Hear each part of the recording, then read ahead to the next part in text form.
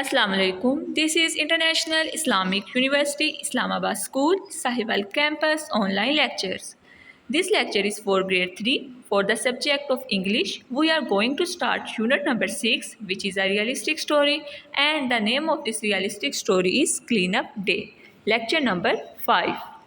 Today's lecture tasks are reading of realistic story and meanings of difficult words. We are going to cover the reading of the whole unit and the meanings of difficult words. Students, you have to write down all the meanings of difficult words on your classwork notebook very neatly and properly.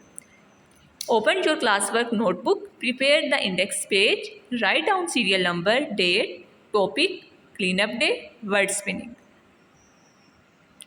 Before we begin with the reading, students, make sure that you have your English student book, notebook and your stationery with you, because you have to write down all the words meaning on your classwork notebook very neatly and properly.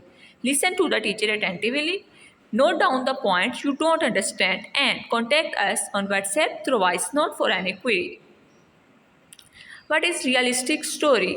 About the realistic story. Realistic story is consisting of stories that could have actually occurred to people or animals in a believable setting. These stories resemble real life and fictional characters within these stories react similarly to real people. Realistic stories ऐसी stories होती हैं जो सच में लोगों के साथ वो वाक़या रूनुमा हुआ होता है, इस वे में बिलीवेबल वे में कि यकीन करने वाले अंदाज में लोगों के साथ वो वाक़या रूनुमा हुआ होता है। इन स्टोरीज़ में जो रियलिस्टिक स्टोरीज़ होती हैं ये रियल लाइफ से रिजेंबल करती हैं। रिजेंबल मीन उनसे सिमिलर होती हैं, उनसे मिलती जुलती हैं। और इसमें जो फिक्शनल करैक्टर्स होते हैं, फिक्शनल करैक्टर्स मीन जो इमेजिनरी करैक्टर्स होते हैं इन स्टोरीज़ में वो रियल पीपल की तरह ही रिएक्ट करती हैं। और रियलिस्टिक स्टोरीज़ इसीलिए इन्हें कहा जाता है क्योंकि ये बिलीवेबल मैनर में किसी पीपल के साथ, किसी लोगों के साथ, कई लोगों के साथ, किसी एनिमल के साथ हुई होती हैं। और इसमें जो करैक्टर्स होते हैं वो भी रियल लाइफ से, रियल पीपल से रिजेंबल करते हैं। That's why such stories are called realistic story. And the name of this realistic story is cleanup day. In this lesson, Cleanup Day, the importance of cleanliness has been taught to the students. Mr. Sami is very disappointed because their class did not observe the cleanliness. इस chapter में, इस unit में एक mister Sameer class teacher हैं, वो बहुत sad हैं इस वजह से क्योंकि उनकी जो क्लास है वो अपनी क्लास को साफ़ सुथरा नहीं रखती, अपनी चीज़ें प्रॉपर प्लेस पे नहीं रखती और कोई भी क्लीनलीनेस का रूल ऑब्ज़र्व नहीं करती और क्लास में बहुत ज़्यादा मैस क्रिएट करती हैं। Mess in the classroom, Mr. Sami elected the tidiness monitors. Then for the whole of the week, everything went well and students start observing the cleanliness. Mr. Sami decided to observe a cleanup day in the school. फिर mister समी बहुत sad होते हैं ये सब कुछ देख के कि उनकी क्लास है, उनकी क्लास में इतना मैस क्रिएट हुआ हुआ है। मिस्टर समी फिर एक मोनीटर्स इलेक्ट करते हैं, टाइडीनेस मोनीटर्स। वो फिर पूरे वीक के बाद जब अमेंडमेंट लेते हैं तो हर स्टूडेंट जो है वो क्लीनलीनेस को ऑब्जर्व करने लग जाता है और फिर मिस्टर समी डिसाइड करते हैं कि वो अब स्कूल में एक क्लीनअप डे अरेंज करेंगे। Students, open your English students book, page number 31 and read the chapter, read the unit with me. Put your finger on the words. Now let's start. Ramsha's new teacher, Mr. Sami, looked very stern when he came into the classroom. Open your classwork notebooks and write all the difficult words which is given on this slide on your classwork notebook very neatly and properly. Students, first of all, you have to draw margin line, write date and day properly, write down the topic and also underline the topic. Then you have to start your work. Now let's start. Ramsha's new teacher, Mr. Sami, looked very stern when he came into the classroom. Ramsha के जो new teacher mister समी हैं, जब वो class में enter होते हैं वो बहुत सीरियस नज़र आते हैं। Stern mean serious. I am very disappointed, मैं बहुत मायूस हूँ। Disappointed mean sad. He said to the class, वो क्लास से कहते हैं, you left the classroom in a mess yesterday, आप लोगों ने क्लास को कल बहुत गंदा छोड़ के चले गए थे। Mess mean dirty. I found a lot of paper on the floor, some of you didn't put your books away. और मुझे बहुत ज़्यादा पेपर्स मिले गिरे हुए।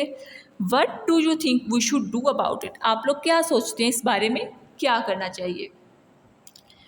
One of the boys put up his hand. एक लड़का अपना हाथ खड़ा करता है। Someone should clean up the classroom every day. हम में से कोई भी हर रोज़ क्लास को साफ करेगा। No we disagree. Disagree mean to have different opinion.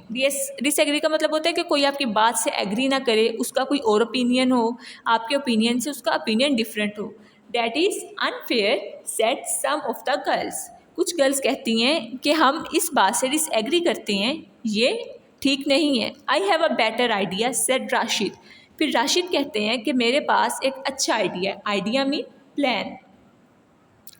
In my brother school they choose pupils to be classroom monitors. मेरे भाई के स्कूल में वो स्टूडेंट्स को इलेक्ट करते हैं as a classroom monitors. The monitors check that the classroom is kept tidy. और जो मोनिटर्स होते हैं फिर वो इस बात का ख्याल रखते हैं कि क्लासरूम साफ़ है या नहीं। Tidy mean arrange neatly. Chairs tables arranged हैं, बुक्स अपनी प्रॉपर प्लेस पे हैं, everything is on proper place.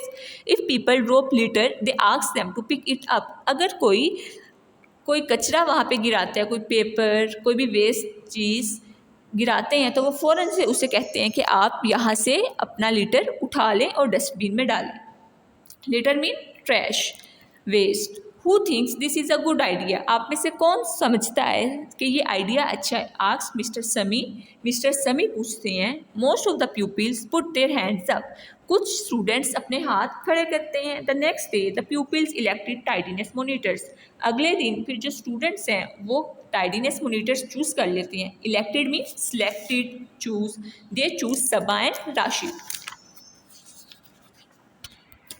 For the whole of the next week everything went well. अगले पूरे वीक सब कुछ अच्छा जा रहा था। At the end of the week Saba and Rashid went to see mister Sami. At the end of the week के end पे सबा और राशिद मिस्टर समी से मिलने जाते हैं। Everyone is helping to keep the classroom tidy.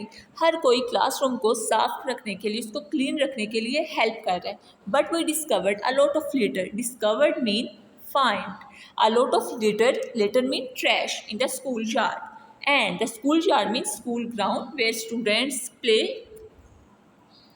लेकिन हमें बहुत ज़्यादा कचरा स्कूल यार्ड, स्कूल ग्राउंड में मिला है। People eat their lunch there and they leave bottles, paper and plastic bags on the ground. People वहाँ पे बैठ के अपना लंच खाते हैं, फिर बोटल्स, पेपर, जो प्लास्टिक बैग्स होती हैं वेस्ट, वो वहीं पे छोड़ जाते हैं।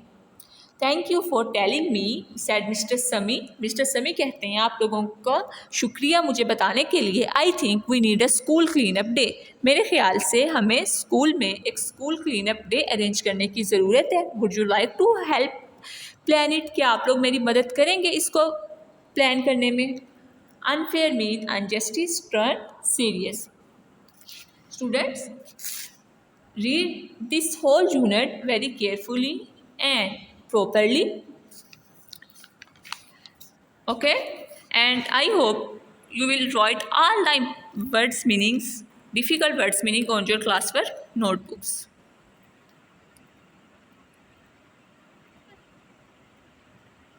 Write down, you have to also write down date and day on page number 31 of your student's book, and write down all the difficult words on your English notebook. Read the lesson with the teacher. Now it's time to write down your diary. Open diary. Write date and day, subject.